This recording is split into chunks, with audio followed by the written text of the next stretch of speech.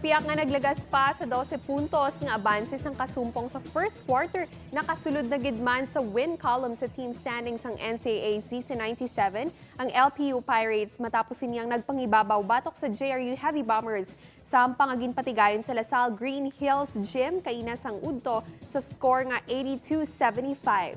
Ang Pirates ang may record na ngay sa kadaog kag 3 ka kapyerdihan. Samtang ang Heavy Bombers naman nagapabilin nga wala sang dinagan sa 4 na kahampang. Ang kadalag-an sang Pirates ang ginpangunahan ni Enoch Valdez nga nakatigayon sang 20 points, 12 rebounds kag 5 steals. Siya man ang napilian nga best player of the game. Sa second game naman, ginkamasaan sang Perpetual Altas ang JRU Chiefs sa score nga 87-70. Ang kadalagan sang Altas ang ginpangunahan naman ni Egan nga nakatigayon sang 26 points, 4 rebounds kag 2 assists.